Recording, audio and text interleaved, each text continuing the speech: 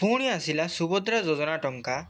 ହଁ ଦର୍ଶକ ବନ୍ଧୁ, ଆପଣମାନେ ଜାଣିଥିବେ ଆଜି 24 ତାରିଖ ଏବଂ 24 ତାରିଖରେ ସୁଭଦ୍ରାର ଟଙ୍କା ଛାଡ଼ିବେ ବୋଲି ପ୍ରତିଶ୍ରୁତି ଦେଇଥିଲେ ମୁଖ୍ୟମନ୍ତ୍ରୀ ଆଉ ଉପମୁଖ୍ୟମନ୍ତ୍ରୀ ପ୍ରଭାତୀ ପରିଡ଼ା, ମୋହନ ଚରଣ ମାଝୀ। ଉଭୟ କହିଥିଲେ ଯେ ଆମର 24 ତାରିଖରେ ମାଆମାନଙ୍କର ଆକାଉଣ୍ଟକୁ ଯିବ ଆଉ ଏବେ ମଧ୍ୟ ଟଙ୍କା ଆସିକି କ୍ରେଡ଼ିଟ୍ ହେଲାଣି, ଯାହାକି ଜଣାଯାଉଛି ଯେ ଧୀରେ ଧୀରେ ସମସ୍ତଙ୍କ ଆକାଉଣ୍ଟକୁ ଆସିଯିବ। ଏବଂ ପ୍ରଥମେ ମୁଁ କହି ରଖୁଛି ଯେ ଆପଣମାନେ ବ୍ୟସ୍ତ ହୁଅନ୍ତୁନି ଯଦି ଟଙ୍କା ଆସିନି। ଏପର୍ଯ୍ୟନ୍ତ ମଧ୍ୟ ବହୁତ ଲୋକଙ୍କର ଟଙ୍କା ଆସିନି, ଆଉ କିଛି ଲୋକଙ୍କ ଟଙ୍କା ଆସିଗଲାଣି। ଏବଂ କେଉଁମାନେ ଏଇ ପଇସାଟି ପାଇଲେ ଟିକେ ଜାଣି ରଖନ୍ତୁ, ବହୁତ ପ୍ରତୀକ୍ଷାର ଅନ୍ତ ଘଟିଛି ଏବଂ ଟଙ୍କାଟା ମିଳିଛି ଏବଂ କେଉଁମାନଙ୍କୁ ମିଳିଛି ଚାଲନ୍ତୁ ଆଜି ସମ୍ପୂର୍ଣ୍ଣ ଭିଡ଼ିଓ ଦେଖିବା। ଆଉ ଯଦି ମୋ ଚ୍ୟାନେଲକୁ ନୂଆ ଆସୁଛନ୍ତି ନିଶ୍ଚୟ ଭାବରେ ସବସ୍କ୍ରାଇବ୍ କରିବେ, ଲାଇକ୍ କରିବେ, ସେୟାର କରିବେ ଆଉ କମେଣ୍ଟ କରିବା ଭୁଲିବେନି। ଆପଣଙ୍କର ପ୍ରୋବ୍ଲେମ୍ କ'ଣ ଅଛି ମୋତେ ନିଶ୍ଚୟ ଭାବରେ ଜଣାନ୍ତୁ, ମୁଁ ସଲ୍ଭ କରିବି। ଆପଣଙ୍କର ସ୍ଥିତି ଯଦି ଜାଣିପାରୁନାହାନ୍ତି ମୁଁ ଆଇ ବଟନ୍ରେ ଲଗାଇ ଦେଉଛି, କେମିତି ଚେକ୍ କରିବେ ଆପଣଙ୍କ ସ୍ଥିତି। ଆଉ ଚାଲନ୍ତୁ ଏବେ ଭିଡ଼ିଓଟି ଦେଖିବା ସମ୍ପୂର୍ଣ୍ଣ ଭାବରେ ଯେ କେଉଁମାନଙ୍କର ଟଙ୍କା ମିଳିଲା।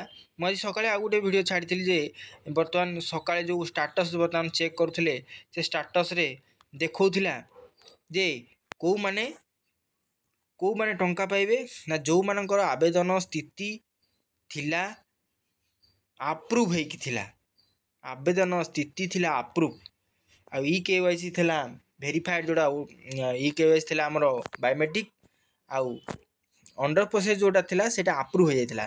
ବର୍ତ୍ତମାନ ସେଇମାନେ ହିଁ ଟଙ୍କା ପାଇଛନ୍ତି। ଜାଣି ରଖନ୍ତୁ କେଉଁମାନେ ପାଇଛନ୍ତି, ଆଉ ସେଇମାନଙ୍କ ଆକାଉଣ୍ଟକୁ ହିଁ ଟଙ୍କା ଆସିଛି। ସେ କହିଥିଲେ ଯେ ସରଳ ଆକାଉଣ୍ଟ ଥିବ, ଯେଉଁଟାକି ଗୋଟିଏ ମୋବାଇଲ୍ ନମ୍ବର ଗୋଟିଏ ଆକାଉଣ୍ଟ ଗୋଟିଏ ଲୋକର ଥିବ, ସେଇମାନେ ପାଇଛନ୍ତି।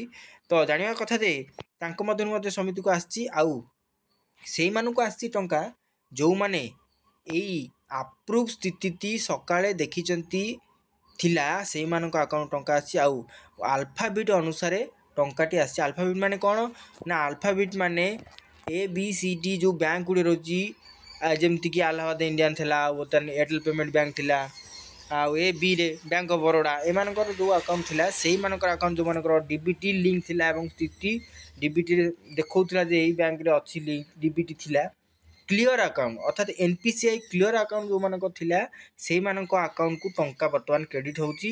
ଆଉ ଏଇଟା ଆଲଫାବିଟ୍ ଅନୁସାରେ କ୍ରେଡ଼ିଟ୍ ହେଉଛି।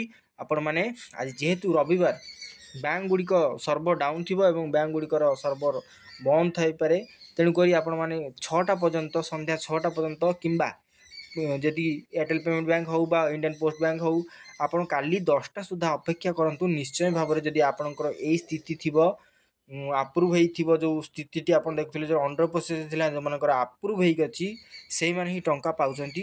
ମନେ ରଖନ୍ତୁ, ବ୍ୟସ୍ତ ବିବ୍ରତ ହୁଅନ୍ତୁ ନାହିଁ।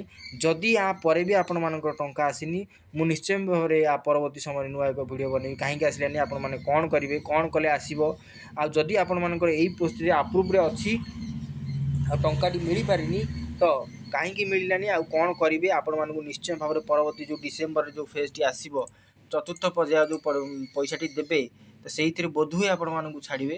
ତେଣୁକରି ସେ ପର୍ଯ୍ୟନ୍ତ ଅପେକ୍ଷା କରନ୍ତୁ। ଆଉ ଭିଡ଼ିଓକୁ ଲାଇକ୍ କରନ୍ତୁ, ସେୟାର କରନ୍ତୁ, କମେଣ୍ଟ କରନ୍ତୁ, ସବସ୍କ୍ରାଇବ୍ କରିବାକୁ ଭୁଲନ୍ତୁ ନାହିଁ। ମୁଁ ରହୁଛି, ପୁଣି ଭେଟ ହେବ ନୂଆ ଏକ ଭିଡ଼ିଓରେ। ସେ ପର୍ଯ୍ୟନ୍ତ ମୋତେ ବିଦାୟ ଦିଅନ୍ତୁ। ଜୟ ଜଗନ୍ନାଥ।